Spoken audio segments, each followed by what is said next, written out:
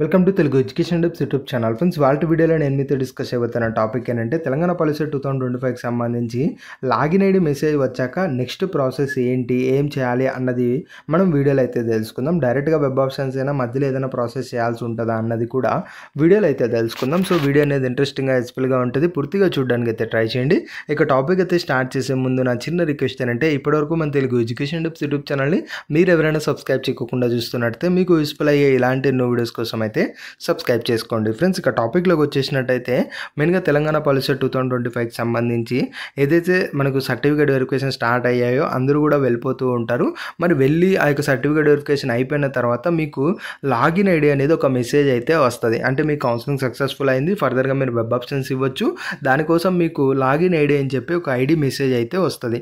ఇలా మెసేజ్ వచ్చిన తర్వాత నెక్స్ట్ ఏం చేయాల్సి ఉంటుంది అంటే ఫ్రెండ్స్, ఇక్కడ డైరెక్ట్ వెబ్ ఆప్షన్స్ అయితే కాదు, వెబ్ ఆప్షన్స్కి వెళ్ళడానికి మీకు లాగిన్ ఐడి ఒక్కటే సరిపోదు.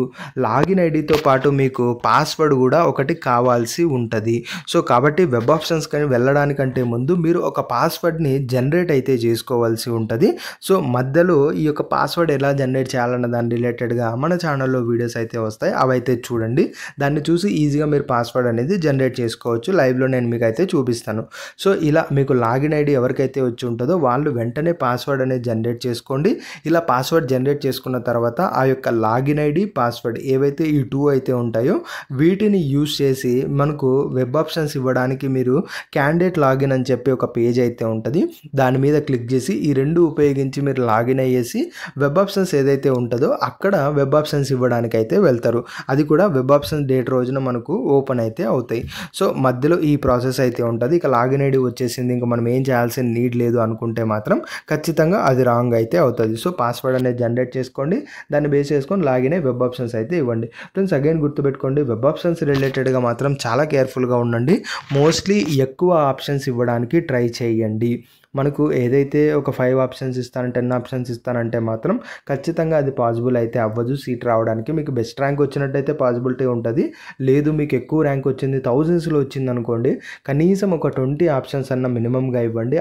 అవి కూడా ఏదైతే web options part 1, part 2, part 3 వీడియోస్లో చెప్పినట్టు కాలేజెస్ అనేవి మిక్స్ చేస్తూ ఇవ్వండి. ఓన్లీ మనకు top colleges, only university government colleges ఇచ్చినట్టయితే రాదు.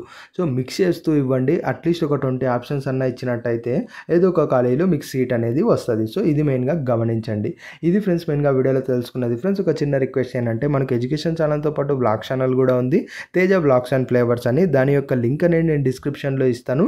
ఇంట్రెస్ట్ వాళ్ళు ఒకసారి విజిట్ చేసి వీడియోస్ నచ్చినట్టయితే అందులో సపోర్ట్ చేయాల్సిందిగా నేనైతే కోరుకుంటున్నాను.